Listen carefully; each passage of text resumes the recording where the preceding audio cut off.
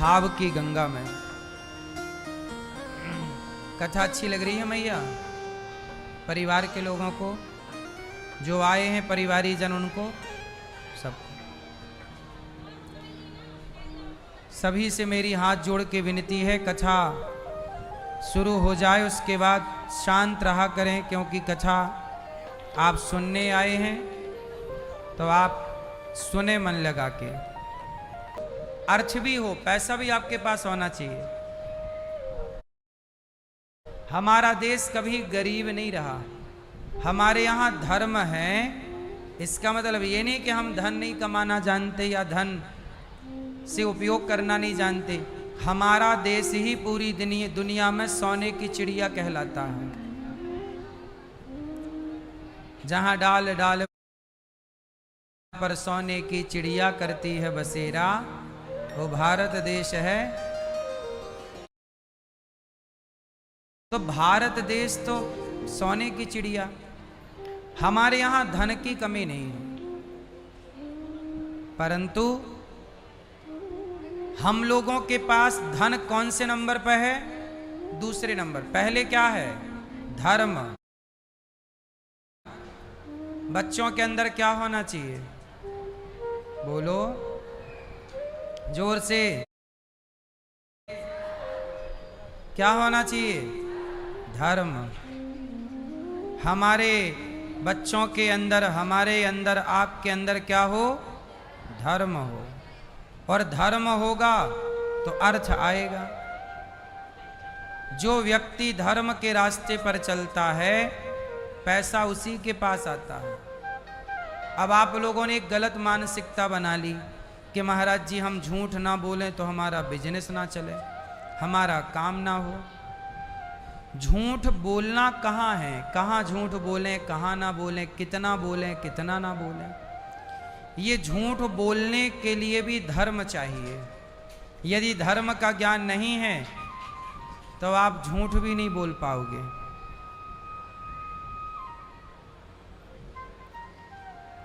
झूठ बोलने के लिए भी क्या चाहिए? धर्म का ज्ञान चाहिए। कहाँ अब देखो, छोटे छोटे बच्चे झूठ बोलते हैं तो माँ बाप पकड़ लेते हैं कि नहीं तुम झूठ बोल रहे हो।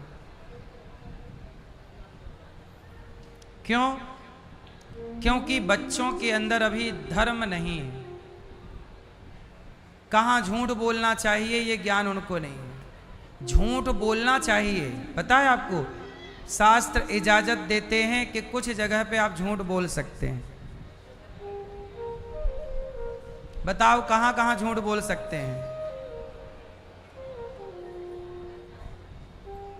मैया बताओ कहां झूठ बोल सकते हैं? हैं? झूठ बोल सकते हैं कहां?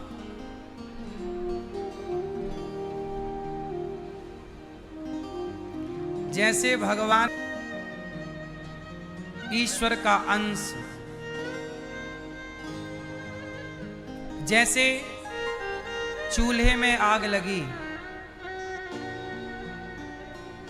तो अंगारे चूल्हे से, जब आप रोटी बनाती हो चूल्हे में, तो अंगारे कई बार चूल्हे से बाहर निकल आते हैं।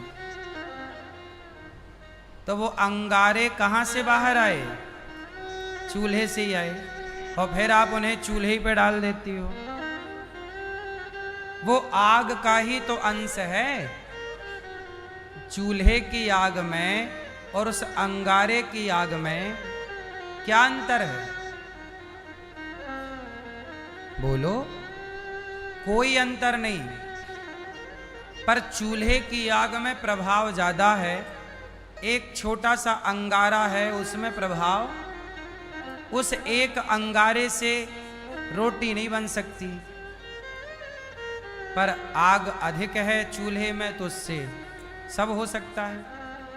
उसी तरह ईश्वर तो आग का पूरा चूल्हा है और हम एक जरा से अंगारे हैं। हम आग का ही अंश है वो अंगारा। उसी तरह हम सब ईश्वर के अंश हैं। जब यहाँ से मर के जाते हैं ईश्वर के अंश हैं, ईश्वर में मिल जाते हैं। मेरा कौन? मेरा कोई नहीं। यदि कोई है तो बताओ उस आग का कौन है? आग का पूरा घिरा हुआ भट्टी चूल्हा, आग का रिश्तेदार कौन है भाई? आग का रिश्तेदार आग। पानी का रिश्तेदार पानी। बोलो हाँ। आग का रिश्तेदार कौन? और पानी का रिश्तेदार? तो फिर आपका कौन? आप ईश्वर के अंश हो तो आप परमात्मा के हो, वहीं जाओगे। सीधी सी बात है। सारी नदियां कहां जा रही हैं? जोर से। सारी नदियां समुद्र में क्यों जाती हैं? क्योंकि वो नदियां, नदियों का जल समुद्र का ही अंश है। किसका अंश है जल? इस धरती पे कहीं भी पानी बरसेगा, वो पानी किसका अंश कहलाएगा? समुद्र का। तो अंश हमेशा अपने अंशी की तरफ भागता है। नदियां समुद्र की तरफ भागती हैं। पृथ्वी तत्व पृथ्वी की तरफ भागता है। कोई भी चीज आप छोड़ो, पृथ्वी पे गिरता गुरुत्वाकर्षण सिद्धांत। क्यों? क्योंकि धरती पे कोई भी चीज वो पृथ्वी तत्व है, इसलिए पृथ्वी की ओर। अंश हमेशा अंशी की तरफ भागता है। अच्छा ये बताओ आप लोग किसके अंश हो? जोर से। आप ईश्वर के अंश हो, इसलिए ईश्वर की तरफ भागना आपका स्वाभाविक धर्म है। इसलिए व्यक्ति भगवान की तरफ भागता और भागना चाहिए। अच्छा ये बताओ आग किसकी तरफ भागती है? संसार की हर चीज ऊपर से नीचे गिरती है, पर एक आग है जो नीचे से ऊपर चलती है। बोलो हाँ। आप माचिस जलाओ तो माचिस की जो तीली जलेगी तो जो ज्योति है वो नीचे की तरफ नहीं झुकेगी, वो लौ उसकी ऊपर की तरफ जाएगी। क्यों? जब गुरुत्वाकर्षण नीचे है तो आग की ज्योति भी नीचे जानी चाहिए ना। क्यों मैया? जब गुरुत्वाकर्षण सिद्धांत कहता है कि हर चीज नीचे, क्योंकि वो लोगों के इलाज के लिए वो एक विद्या सीख रहा है। वो पढ़ाई का हिस्सा है। वो किसका हिस्सा बन गया? वो क्या बन गया? पढ़ाई का एक हिस्सा बन गया। उसी तरह से पहले के राजा लोग जंगल में जाते और हिरण का शिकार करते। क्यों? उस हिरण का, जो हिरण उद्दंड है। उद्दंड मतलब कुछ जानवर होते हैं जो अन्य जानवरों को परेशान करते हैं, तो हिरण सबसे तेज भागता है। तो राजा हिरण का जब शिकार करता था तब राजा पर प्रजा विश्वास करती थी कि हाँ हमारा राजा श्रेष्ठ योद्धा है, इस योद्धा की शरण में हम प्रजाजन रहेंगे तो हमारा राजा दुश्मनों से हमारी रक्षा कर पाएगा। तो प्रजा को विश्वास दिलाने के लिए वो राजा की पढ़ाई का एक हिस्सा था। पहले के जमाने में जितने राजकुमार होते थे जो राजा बनने की दौड़ में थे, क्या बनेंगे ये? जो राजा बनता था उसे शेर का शिकार करना पड़ता था। जाओ शेर मार के लाओ, इससे पता चल जाएगा कि अब देखो पहले के जमाने में क्या था। आपने छावा मूवी देखी होगी, तो छावा को क्या किया कि शेर के पिंजरे में डाल दिया था। और ये सत्य था, पहले लोग शेर पालते थे और अपने दुश्मन को शेर के सामने फेंक देते थे। शेर, अब इससे क्या होगा? आपको शेर से लड़ना पड़ेगा। ये एक शिक्षा है, ये एक चैप्टर था, पढ़ाई थी, शेर को कैसे पराजित किया जाए। ऐसे ही थोड़ी कह पहले राजा कोई डरपोक राजा बन जाएगा तो प्रजा कैसे विश्वास करेगी डरपोक राजा पे। तो राजा को शेर से लड़ना पड़ता था। आर या पार, या शेर तुम्हें खाएगा या तुम शेर को मार के साबित करो कि तुम प्रजा को बचा सकते हो संकट में। पहले तो ये पढ़ाई थी ना साहब, हिरण को मारना, निशाना देखना।